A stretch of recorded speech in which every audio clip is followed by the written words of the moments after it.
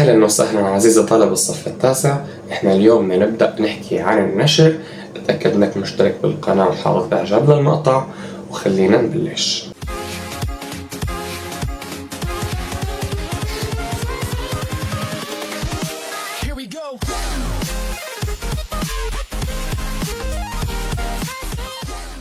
كطالب صف تاسع، موضوع النشر في عندي 5 حالات موجودة بالكتاب.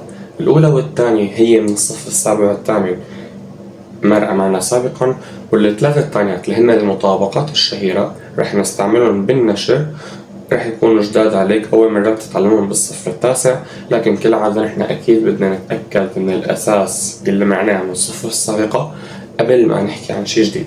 فلذلك عندك هي أول حالة اللي هي مرة معك بالصف السابع، بتقلك إذا عندك عدد مضروب بقوس بقلبه زائد، فأنت ما عليك إلا أنك تضرب أول عدد أو العدد اللي برا بالحد الأول من القوس والعدد اللي برا بالحد الثاني من القوس. عندك كي ضرب أ هي زائد اللي هي هي كي ضرب بي هي.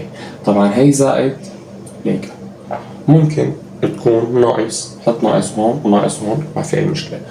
مثال إذا عندك 3 بقوس 2 إكس وسالب 5 مثلا، رح تقول القوس اللي ما في قبله إشارة هذا معناته ضرب، رح تضرب هذا العدد اللي برا بأول حد من القوس وبثاني حد من القوس. 3 ضرب 2 إكس تعطيك 6 إكس، و3 ضرب سالب 5 تعطيك سالب 15. مثال تاني يا سيدي، إذا قلنا سالب 4 بإكس سالب 3 كمان نفس الكلام. القوس اللي ما في قبله إشارة ضرب رح تضرب السالب 4 بهي والسالب 4 بهي. سالب 4 بإكس تعطيك سالب 4 إكس، وسالب 4 ضرب سالب 3 السالب بالسالب موجب، و4 ضرب 3 12. هي أمثلة عن الحالة الأولى، هي اللطيفة والسهلة يختبر الصف السابع. هلا الحالة الثانية قوس بقلبه زائد ضرب قوس بقلبه زائد، هي الحالة مرة معك بالصف الثامن. المفروض انك تمسك اول حد من القوس الاول تضربه بحدود القوس الثاني، هات بهاد وهات بهاد. يعني A ضرب C هي A ضرب C زائد A ضرب D هي A ضرب D. بعدين بترجع تمسك الحد الثاني من القوس الاول وتضرب بمحتوى القوس الثاني هيك، يعني B ضرب C زائد B ضرب D. يعني عمليا كل حد من القوس الأول ضربناه بكل حد من القوس الثاني. طيب تعال ناخذ مثال عليها. مثلا إذا قلنا قوس بقلبه x زائد 3 وقوس بقلبه x سالب 5، يلا رح تقول لي قوسين ما في بيناتهم إشارة معناته بيناتهم ضرب. يلا تمسك الإكس وتضربها بهون، x ضرب x تربيع، ترسل الإكس ضربها هونيك، x بسالب 5 تعطيك سالب 5x. هلا بتمسك الحد الثاني من القوس الاول تضرب القوس الثاني، موجب 3 باكس موجب 3 اكس، وموجب 3 ضرب سالب 5 الموجب بالسالب سالب، و3 ب5 15. طبعا هون بترجع بتمسك الحد اللي فيه اكس حاف والحد اللي فيه اكس حاف وبتجمع حدودهم متشابهة. الاكس تربيع رح تنزل والسالب 15 رح تنزل، اللي فيهم اكس حاف سالب 5 وموجب 3 إجالة الأبعد ونطرح بيطلع معك سالب 2 اكس. مثال ثاني أيضا معلش ما في خسارة. إذا قلنا قوس بقلبه 3x زائد مثلا 7، قوس بقلبه مثلا 2x سالب مثلا 5. يلا مرة ثانية، قوسين ما في بيناتهم إشارة معناته بيناتهم ضرب. حنمسك الحد الأول من أول قوس نضرب الثاني قوس. 3x ضرب 2x، هلا 3 ضرب 2 6 وx ضرب x تربيع. هلا 3x ضرب سالب 5 يطلع معك سالب 15x. خلصنا من الحد الأول بنروح للحد الثاني، موجب 7 ب 2x موجب 14x، لا تنسى الإشارات، وموجب 7 بسالب 5. إذا قلنا الموجب بالسالب سالب و7 ب5 35. بعدين شو لازم يصير؟ ال 6x تربيع رح تنزل، الثابت رح ينزل، هذا اللي فيه x وهذا اللي فيه x تجمع الحدود المتشابهة. سالب 15 وموجب 14 بيطلع معك سالب 1x، والواحد إذا محيناه كمان بحق لنا هذا الشيء، وهذا هو جواب النشر تبع الثانية واحدة. هلا رح نروح للحالة الثالثة من النشر اللي هي رح ارجع رقم من الواحد انا، لانه رح نحكي عن المطابقة التربيعية الأولى، بس عمليا هي ثالث وحدة بالنشر. المطابقة التربيعية الأولى بتقول لك إذا عندك قوس بقلبه زائد وعليه تربيع، فرح تقول لي الأول للتربيع زائد 2 بالأول بالثاني زائد الثاني للتربيع. يعني إذا أخذنا مثال عن هذا الكلام إكس زائد 5 قوس تربيع. شوف شو بيصير إذا إجا حدا وراح اللي بوزع التربيع لهون ولهون بحيث يصير إكس تربيع زائد 25، فهذا الكلام غلط. ما بيصير نوزع التربيع على الجمع. هلا مرق معنا بدرس القوة إنه إذا عنا شغلتين بيناتهم ضرب وفي عنا أس، فبيحق لنا نحط الأول لحال مع الأس ضرب، الثاني لحال مع الأس. هذا الكلام بالضرب صح، لما بيحق لنا نوزع الأس على الضرب. لكن على الضرب والقسمة يعني، أما على الجمع وعلى الطرح ما بيصير. فإذا عندك قوس بقلبه ضرب فيك تنزل الأس لهذا ولهذا صح، أما إذا عندك قوس بقلبه زائد ونزلت الأس لهون وهون غلط. طيب شو الصح؟ الصح تعمل هيك. يعني هلا هون عندك A و B، هون عندك X و5، يعني ال A هي X وال B هي 5، فرجعت على نفس الشيء. A تربيع يعني الأول للتربيع X تربيع زائد 2 بالأول بالثاني، يعني 2 ضرب X ضرب 5. حاكتبها الأول مرة بعدين نصير نعملهم ذهني، يعني 2 ضرب X ضرب 5. شايف؟ يلا هلا 2 ضرب X 2X، هذا الجواب 2X ضرب 5 بيطلع معك 10X، وهي الإكس تربيع. طبعا لسه في الحد الثالث نحن هي ساويناها أول خطوة وأربعة الأول، هي ساويناها ثاني خطوة، 2 بالأول بالثاني طلعنا ليكو. هلا الثانية للتربيع يعني 5 للتربيع. طبعا 5 للتربيع هي عبارة عن 25، هذا هو جواب النشأ. طبعا نحكي عن المثال الثاني ما في خسارة، x زائد 7 قوس تربيع. يلا الأول للتربيع يعني x تربيع زائد 2 بالأول بالثاني، يعني 2 ضرب x ضرب 7، 2 ضرب x 2x بعدين ضرب 7 14x زائد الثاني للتربيع يعني 7 تربيع بيطلع معنا 49. كمان مثال ما في خسارة، إذا قلنا 3x زائد 1 قوس تربيع. يلا الأول للتربيع يعني 3x للتربيع. شوف هلا إذا كتبنا نحن هيك غلط، بدنا شو بنعمل؟ بدك تحط قوس هيك.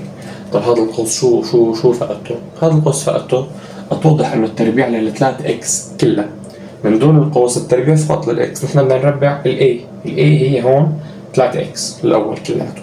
طيب طبعا 3x بما إنه الإشارة ضرب مثل ما أخذنا درس القوة، يعني هون 3x ما في بيناتهم إشارة فبيناتهم ضرب، فيك توزع التربيع عليهم. 3 تربيع ضرب x تربيع، 3 تربيع 9 و x تربيع تنزل، هي الأول للتربيع زائد 2 بالأول بالثاني، يعني 2 ضرب 3x ضرب 1. هلا 2 ضرب 3x 6x، والجواب 6x ضرب 1 ترجع 6x زائد الثاني للتربيع يعني الواحد للتربيع. طبعا ليك هي 6x والواحد تربيع قديش؟ 1. هذا هو. كمان يا أخي معلش ما في خسارة، آخر مثال إذا قلنا 2x زائد 7 قوس تربيع. يعني الأول للتربيع يعني 2x للتربيع، الاثنين ربعناها صارت 4 والإكس صارت x تربيع زائد 2 بالأول بالثاني، يعني 2 ضرب 2x ضرب 7. هلا 2 ضرب 2x 4x و4x ضرب 7 قديش؟ 28x زائد الثاني للتربيع يعني 7 تربيع قديش بيطلع؟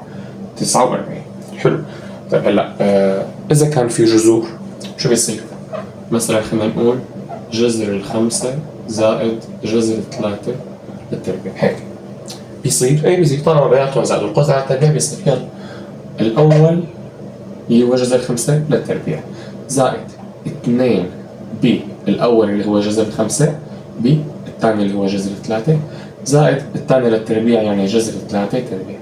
هلا هون جذر 5 للتربيع مثل ما مرق معك بدرس الجذور رح يطلع لك 5، رح يروح الجذر مع التربيع، وجذر 3 تربيع كمان رح يروح الجذر مع التربيع بيطلع لك 3. هلا هون 2 رح تنزل، جذر 5 ضرب جذر 3 بيطلع لك جذر 15. ترجع تجمع 5 يلي لحالك ولا 3 يلي لحالك، 5 زائد 3 8 زائد 2 جذر 15 بهالطريقة هي. يا أخي خلينا ناخذ مثال ثاني. إذا قلت لك 3 زائد مثلا 2 جذر 3 قوس تربيع، نفس الشيء الأول للتربيع يعني 3 تربيع 9 زائد 2 بالأول بالثاني يعني 2 ضرب 3 ما في إكس يعني 2 ضرب 3 ضرب 2 جذر 3. هلا 2 ضرب 3 6 و6 ضرب 2 جذر 3 تصير 12 جذر 3 زائد الثاني للتربيع يعني 2 جذر 3 للتربيع. فهون بما انه بيناتهم ضرب، يعني مثل ما قلنا من شوي هي 2 جذر 3 ونحط قوس للتربيع. بما انه هون بيناتهم ضرب فتوزع التربيع تصير 2 تربيع 4 وجذر 3 تربيع 3، وهي 4 ضرب هي 3 12 زائد هذا 12 جذر 3 زائد 9. هلا شو بيصير؟ تجمع الرقم اللي من دون جذر مع الرقم اللي من دون جذر.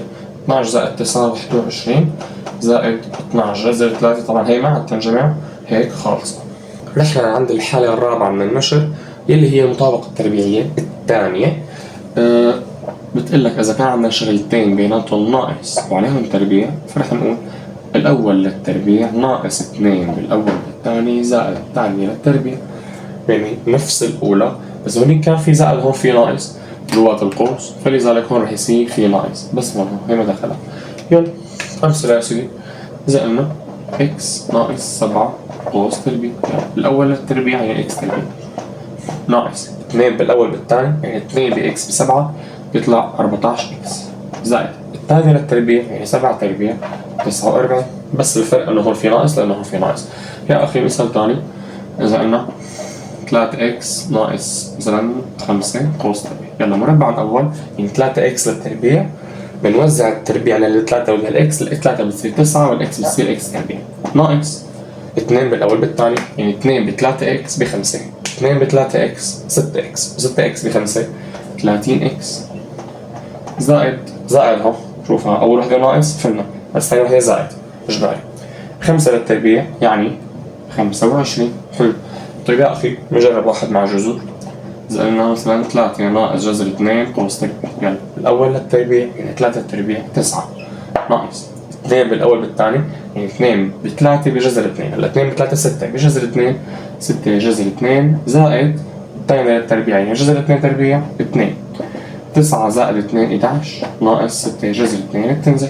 حلو خلاص بدك أحسن من هيك. الحالة الخامسة والأخيرة من حالات النشر اللي هي المطابقة التربيعية الثالثة، بتقول لك إذا كان في عندي قوس بقلبه A زائد B يعني شغلة زائد شغلة ضرب قوس بقلبه A ناقص B يعني نفسهم للشغلتين بس بيناتهم ناقص، فساعتها بتقول الأول للتربيع ناقص الثاني للتربيع أو مربع الأول ناقص مربع الثاني. يعني مثلا إذا كان عندك x زائد 5 بx ناقص 5 بالضبط، شايف؟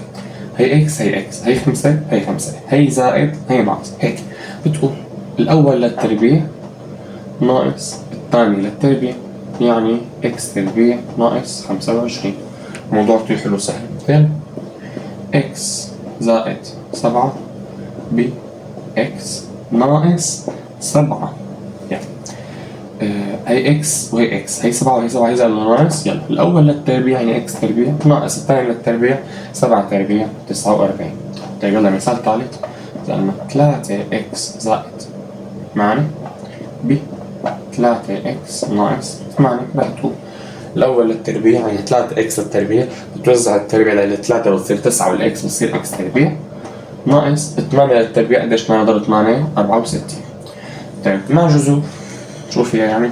إذا قلنا مثلا جذر 7 زائد 2 ضرب جذر 7 ناقص 2، يلا تصير الأول اللي هو جذر 7 للتربيع ناقص الثاني اللي هو 2 للتربيع. جذر 7 تربيع 7 ناقص 2 تربيع 4 و7 ناقص 4 قديش؟ 3. كمان يا أخي مثال ما فيها شيء ما فيها استغراب. إذا قلنا 6 زائد 5 جذر 3 ضرب، يلا هون شو لازم يكون موجود؟ 6 ناقص 5 جذر 3. يلا الأول للتربيع يعني 6 تربيع ناقص الثاني للتربيع يعني 5 جذر 3 كلها للتربيع 6 تربيع 36. وهون بما إنه بيناتهم ضرب رح توزع التربيع 5 بتصير 25 ضرب الجذر بيروح مع التربيع بتصير 3. يلا بضرب ولا بطرح؟ بضرب 25 ضرب 3 75 ناقص بتنزل 36. يلا موجب 36 وصار 75 بتحط إشارة الصالب اللي إشارة الأبعد وتطرح هي 75 وهي 36. 5 ناقص 6 رح تستعير هي بتصير 6 وهي بتصير 15. 15 ناقص 6 9 و6 ناقص 3 بيطلع معك سالب 39. موجود بأسئلة الكتاب سؤال الفراغات بدرس المطابقات الشهيرة كانوا الطلاب سابقا ما يدرسوه لأنه هو سهل، هو فعلا سهل، بس مؤخرا صار يجي بالامتحان. ما بنعرف يعني بجوز يرجع يجينا بجوز لا، بس انه اجا قلنا بالامتحان السنة الماضية اللي قبلها، فتعال نستعرضهم نصير يعني هن كتير سهلين طالما انت فهمان من الاشياء اللي اخذناها. راح قال لك املأ الفراغات التالية، حط لك فراغ زائد فراغ وقوس عليه تربيع يساوي اكس تربيع زائد 6x زائد فراغ هيك. فانت بتروح بتقول لي طالما في عندي قوس بقلبه زائد عليه تربيع، فانا رح استعمل المطابقة التربيعية الأولى اللي هي a زائد b قوس التربيع عبارة عن a تربيع زائد 2ab زائد b تربيع. يعني وبالطابق نشوف كل شغلة شو معبيها. هون a تربيع مقابلة x تربيع، معناتها ال a حاف من دون تربيع شو هي x، فهون في a من دون تربيع بحط هون x من دون تربيع هيك يعني. طيب هي 6x مقابلة 2 بالأول بالثاني. هلا 2 من أصل المطابقة b الأول اللي هو عرفناه هلا هو x b الثاني، يعني أنت بدك تقول 2 ضرب x ضرب شيء بحيث يطلع لك 6x. بشو بضرب الاثنين اللي يطلع 6 ب3 مظبوط. فخلص 2ab 2a ax الأول يعني والبي 3 الثاني، فبتحط هون 3 اللي هي b، بتحط هون 9 اللي هي بي تربيع، يعني إذا البي 3 فالبي تربيع 9 مربعها، بس هي. خلينا ناخذ مثال تاني. إذا قلت لك مثلا فراغ ناقص 5 قوس للتربيع يساوي 4x تربيع ناقص فراغ زائد فراغ هيك. فبتقلي هون والله عنا قوس بقلبه شغلتين بيناتهم ناقص عليه تربيع، يلا الأول للتربيع ناقص 2 بالأول بالثاني زائد الثانية للتربيع. لنشوف مطابق بيناتهم ونشوف. هون عندك b مقابلة 5، خلاص البي 5. طيب هون في b تربيع شو راح نحط؟ 5 تربيع يعني 25. حلو. طيب هون في عندك a تربيع فيها 4x تربيع، بشو بضرب شي بيحاول يطلع 4x تربيع؟ إذا قلت لي 4x خلص، لأنه 4x ضرب 4x بصير 16x تربيع. نحن بدنا بعد ما نضرب يطلع 4، معناتها قبل ما ضربنا شو كان 2 يعني جذر الأربعة. طيب فهون رح تحط 2x. شو صار هون a تربيع، هون a حاف جذرناها. طيب هلا صار عندك a 2x والبي 5 الأول والثاني يعني، فهون عندك 2 بالأول بالثاني يعني 2 ضرب 2x ضرب 5، 2 ضرب 2x 4x و4x ضرب 5 قديش؟ 20x. طيب أعطيني مثال ثالث. إذا قال لك هيك عدة فراغات، فهون اللي عندي قوس فيه زائد القوس فيه ناقص، والجواب شغلتين بيناتهم ناقص، يعني أكيد المطابقة الثالثة اللي هي تقول a زائد b a ناقص b شو بيصير لنا؟ الأول للتربيع ناقص الثاني للتربيع، مربع الأول ناقص مربع الثاني. طيب هلا هون عندي b، هون عندي 7، معناتها البي قديش؟ 7. هون كمان b فبتحط أيضا 7، وهون عندك b تربيع يعني 7 تربيع 49. حلو. طيب هون في عندك a تربيع اللي هي 36x تربيع، فال a حاف شو هي رح تكون؟ إذا قلت لي 36x غلط، لا نحن بدنا بعد ما ربعنا طلع معنا 36، فقبل ما نربع شو؟ جذر 36 6، فهون رح يكون عندك 6x اللي هو الأول، وهون رح يكون عندك 6x. ختاما تعالوا نشوف شغلة حلوة وجميلة. بيقول لك واحد إنه هي مطابقات منن إجت. تعالوا نشوف. يعني مثلا خلينا نركز على المطابقة الأولى فقط نحكي عنها. a زائد b قوس تربيع. تعالوا نجيب منجد. شو يعني قوس عليه تربيع؟ قوس عليه تربيع معناتها إنه هذا القوس مضروب بحاله مرتين. صح. طيب يلا نشوف مثل طريقة النشر اللي تعلمها بالصف الثاني. هاي بها a ب a a تربيع زائد هاي بهاي a ب b a b زائد هاي بهاي b ب a زائد هاي بهاي b تربيع. هلا هي عندك a ضرب b وهي عندك b ضرب a، بما انه الضرب عملية تبديلية فb ضرب a هي نفس a ضرب b. يلا وهي a b وهي a تربيع بتنزل وهي b تربيع، يعني نزلتهم مثل ما هن، بس هون كان عندك b a صارت a b الضرب عملية تبديلية. يلا هلا هون عندك AB امثالها 1، هون عندك AB امثالها 1، 1 زائد 1 2 AB، وهي البي تربيع بتنزل وهي الاي تربيع بتنزل بهالطريقة هاي. وأيضا في شغلة حلوة كمان فينا نعملها، بما أنه عندك تربيع تذكروا أنت قانون مساحة المربع. إذا كان عندنا هذا الشكل هيك هيك هيك 1 2 3 4 هيك هيك، هذا مربع. ف شيء عليه تربيع، هذا مساحة المربع، هو مساحة المربع أصلا الضلع للتربيع. فإذا الضلع للتربيع معناته الضلع قديش؟ A زائد B، يعني شيء زائد شيء. فخلنا نقطع هذا الضلع هيك ونقول هي الشقفة طولها A وهي الشقفة طولها B. طيب رح أعمل نفس الشيء على الضلع الثاني، بما إنه الشكل مربع فهذا الضلع أكيد رح يكون قد هذا الضلع، ففيني أيضا اسمه شقفتين نفس دول، هي طولها A يعني قد هي، وهي الشقفة الثانية طولها B قد هي. يلا هلا هون بعد ما عملنا نحن هي النقطة وهي النقطة اللي عم تفصل بين الشقفة تبع A والشقفة تبع B، هون وهون مدد هذا هيك بخط يوازي للضلع اللي فوق، ومدد هذا هيك. صار عندك ضمن هذا المربع مربع ومربع ومستطيلين، فمساحة المربع الكبير هي مجموع مساحات الأشكال الأربعة اللي جوا. يعني هلا المربع هذا شو مساحته؟ الضلع تربيع، الضلع ضرب الضلع A ضرب A تربيع. طيب المربع هذا قديش مساحته؟ تمام، الضلع ضرب الضلع. طيب هذا الضلع قديش؟ هذا الضلع قد هذا B. طيب وهذا الضلع قديش؟ قد هذا B كمان، B ضرب B تربيع. حلو. طيب هذا المستطيل اللي هون هذا قديش مساحته؟ والله مساحة المستطيل هي الطول ضرب العرض. طيب الطول هو B والعرض هو A، B ضرب A، مثل ما قلنا فينا نحطه كمان A ضرب B هيك. طيب وهذا المستطيل كمان مساحته A ضرب B، ال A اللي هو طول هي وال B اللي هو طول هي، A ضرب B AB. حلو. فمن الرسمة مساحة المربع شو مساحته؟ الضلع للتربيع. طيب الضلع قديش؟ والله الضلع بالمربع الكبير هو عبارة عن هي زائد هي، الصغيرة زائد الصغيرة، يعني A زائد B. طيب شو راح يصير؟ يلا يا جماعة حدود، في عندك A تربيع ليه؟ زائد في عندك AB و AB، كم AB صار لنا؟ 2 من AB زائد B تربيع. شايف؟ والمطابقة الثانية والثالثة أيضا كمان بإمكانك تتأكد منهم بهالطريقة هي، تنشرها وتشوف كيف عم تنشر الطرف هذا عم يطلع الطرف هذا، فيك تعمل نفس الشيء أيضا بالمطابقة الثانية والمطابقة الثالثة. وأيضا هندسيا كل واحدة من المطابقات التربيعية الثلاثة لها تفسير. هاي الخاتمة كانت بس مشان تعرف إنه هن مو اجوا من الهواء، في سبب وراهم وفي شيء منطقي عم يخليهم يجوا. وإلى هنا بنكون انتهينا من هذا الدرس، أتمنى أن نكون استفدت منه، وانتظر المقطع القادم اللي رح نحكي فيه عن التحليل.